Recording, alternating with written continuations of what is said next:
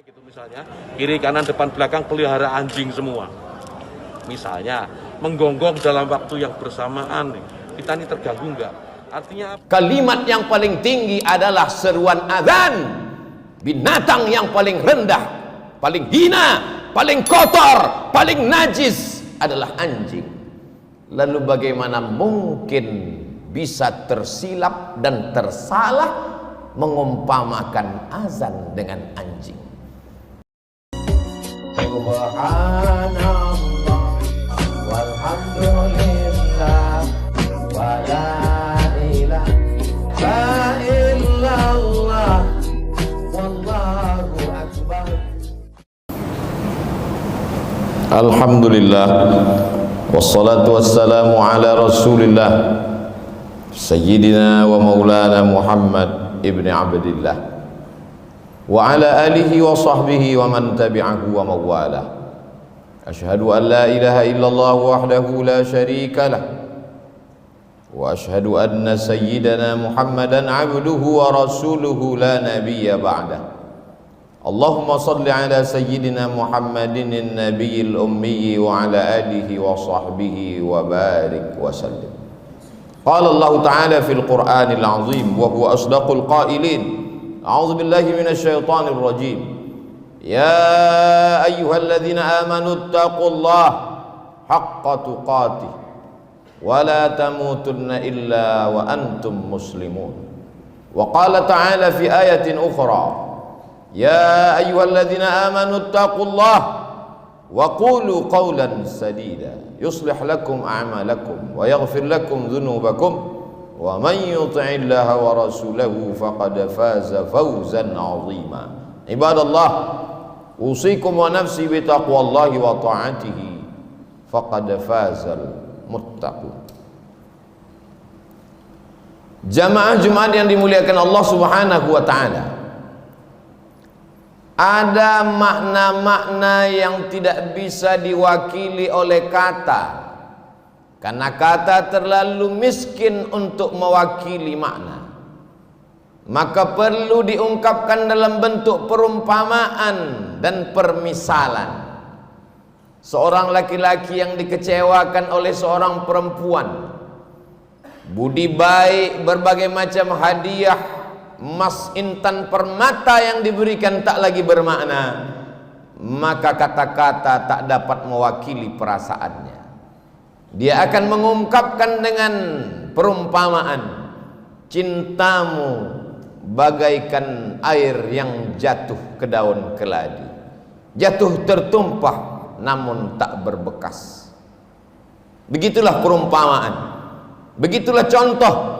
Sehingga dengan perumpamaan yang singkat mengandung makna yang padat, berbekas di dalam hati. Maka Allah Subhanahu wa ta'ala dalam Al-Quran banyak sekali mengungkapkan permisalan, contoh perumpamaan.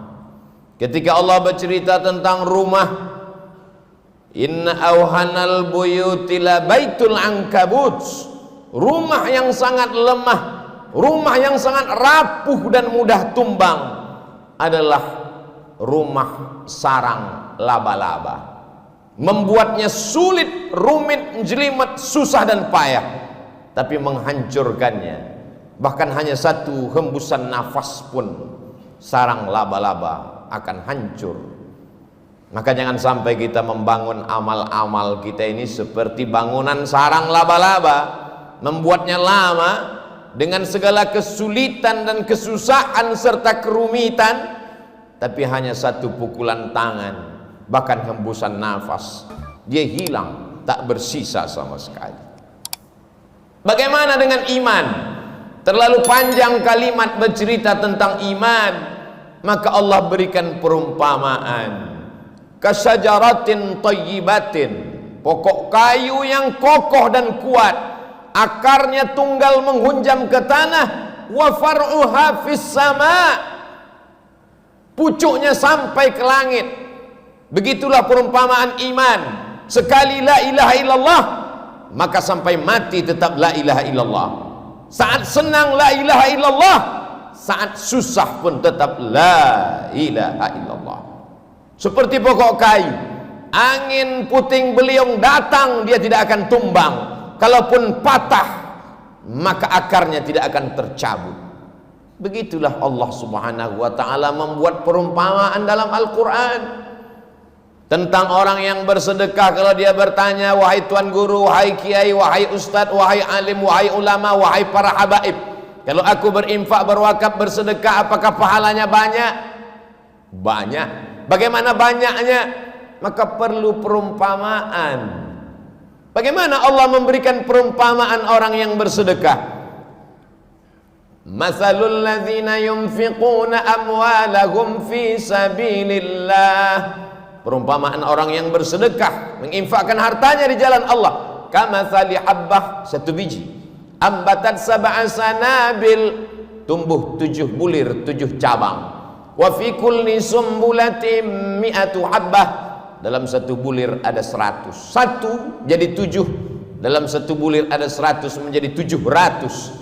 Terbayang dalam pikiran benak kita, oh ternyata begitu kelipatan yang luar biasa.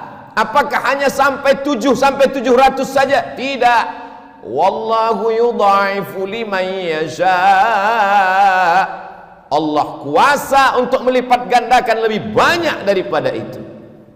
Begitulah mudahnya Allah dengan kata-kata yang singkat, dengan penuh perumpamaan, masuk ke akal pikiran kita. Tidak perlu memberikan contoh yang panjang lebar dengan kalimat yang mubazir.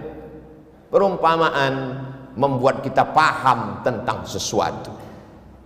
Ada seorang laki-laki namanya Bal'am, ilmunya hebat, otaknya cerdas, tapi dia gunakan ilmunya itu untuk mengejar dunia. Lalu bagaimana perumpamaannya dalam Al-Quran?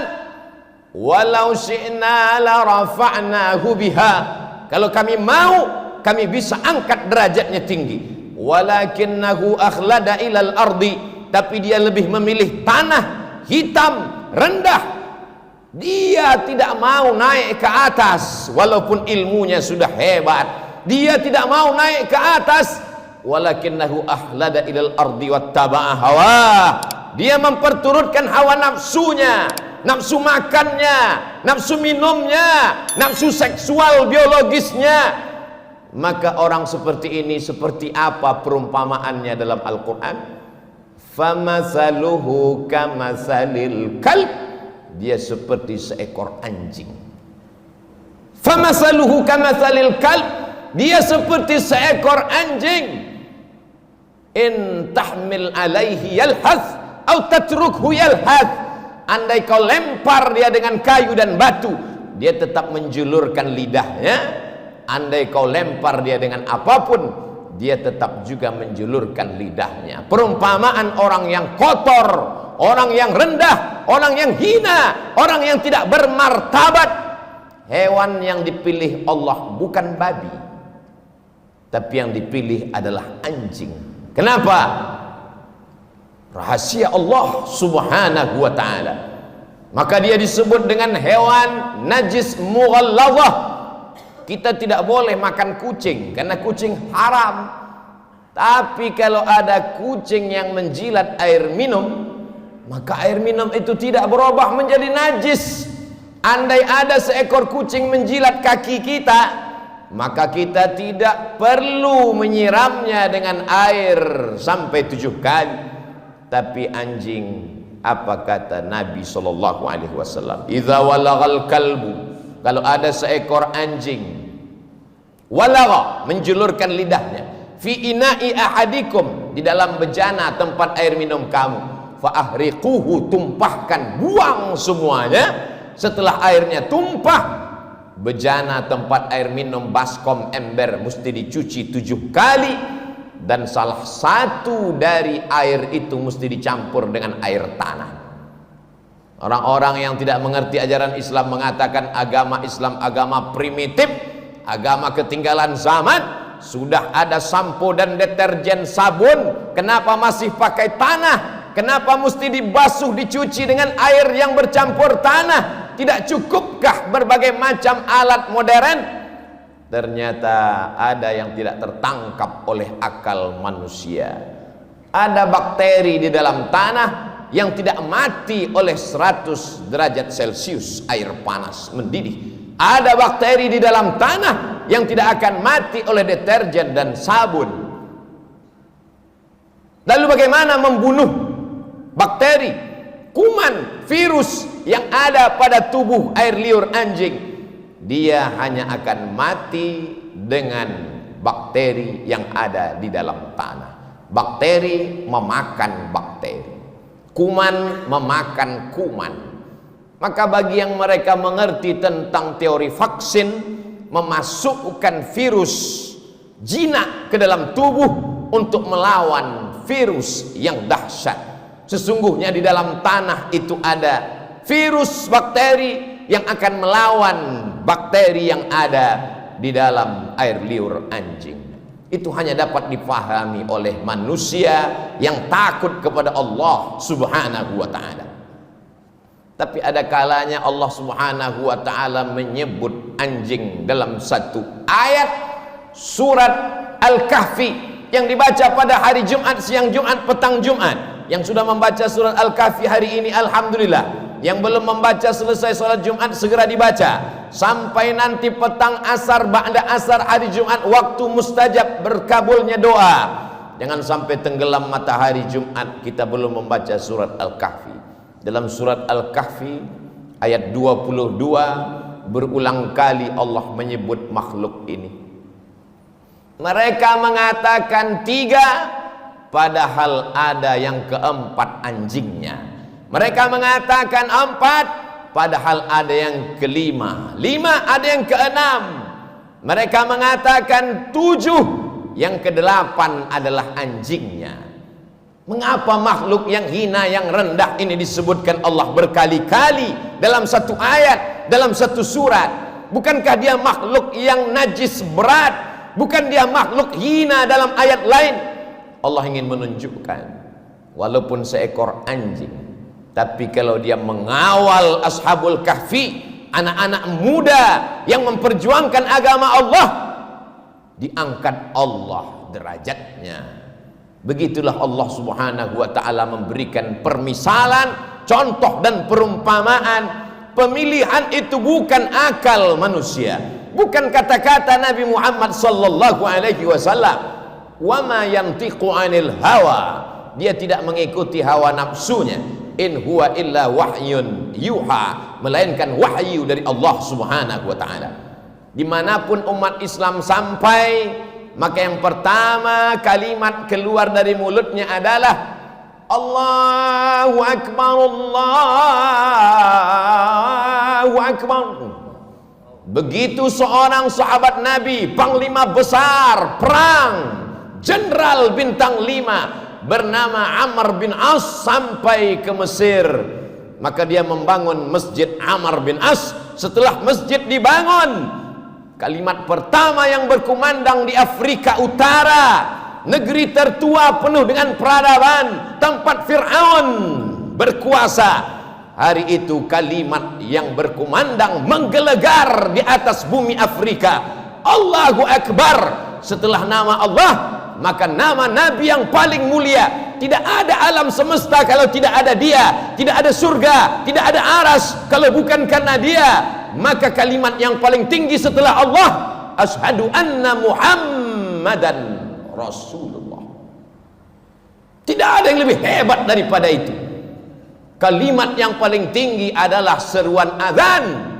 Binatang yang paling rendah, paling hina, paling kotor, paling najis adalah anjing. Lalu bagaimana mungkin bisa tersilap dan tersalah mengumpamakan azan dengan anjing? Maka sesuatu yang tidak mungkin masuk di akal manusia. Itulah mengapa sebelum melangkah kaki kita katakan bismillah tawakkaltu 'ala Allah, la haula wala quwata illa billah. Dari bumi Lancang Kuning aku akan pergi ke bumi Pasundan. Aku akan menemui saudara-saudaraku sebangsa setanah air. Kulangkahkan kakiku atas namamu ya Allah. Yang akan kusampaikan adalah kalammu ya Allah. Yang akan kuceritakan adalah sabda Rasulmu ya Allah. Jangan sampai aku salah ucap, salah kata. Kita selalu berdoa meminta bimbingan Allah. Sampai-sampai sebelum membaca Al-Quran pun tetap dikatakan, fa idza qara'tal Qur'an, kalau kau mau baca Quran, fasta'idz billah, minta lindung kepada Allah. Supaya apa? Jangan salah faham, jangan salah pikir, jangan salah omong. Karena tidak akan mungkin terjadi menurut akal logika manusia seruan yang tinggi, yang hebat, yang gagah perkasa ketika anak manusia lahir. Pertama kali matanya melihat dunia, yang dibisikkan ayahnya pertama kali telinganya adalah asyhadu an la ilaha illallah. Dan di saat ayah akan mati, meregang nyawa, tatapan yang terakhir dia lihat adalah tatapan anak lelakinya yang dulu menatapnya pertama kali lahir ke dunia. Suara yang ingin dia dengarkan adalah suara anak lelakinya yang dulu dia azankan saat lahir ke dunia. Maka kalimat yang dia bisikkan ke telinga ayahnya adalah la ilaha illallah. Itulah mengapa kita rindu pada kalimat itu. Kemanapun kita pergi, ke Amerika, ke Eropa, ke Australia, kita akan melihat jam dan akan bertanya, mengapa azan belum berkumandang? Mana kalimat-kalimat itu? Sampai masanya nanti kau akan terbujur kaku di ruang ICU. Di saat itu anak menantu sibuk dengan dunianya, kau sendirian di dalam tempat yang sepi di tengah keramaian. Dunia masih hiruk pikuk. Tapi saat itu sayup-sayup suara azan berkumandang dari menara masjid, mencuri-curi masuk ke tepi jendela yang tertutup rapat. Tapi karena mikrofonnya masih keras, dia masih masuk ke ruang ICU. Hayya 'alas shalah. Saat itulah kau baru meneteskan air mata dan berkata, la haula wala quwata illa billah. Tapi apakah di zaman kita nanti masih ada suara itu masuk ke telinga kita? Tergantung apa yang kita lakukan hari ini. Barakallahu li wa lakum fil Qur'anil 'azim wa nafa'ani wa iyyakum bima fihi minal ayati wadh-dhikril hakim wa taqabbala minni wa minkum tilawatahu innahu huwal ghafurur rahim.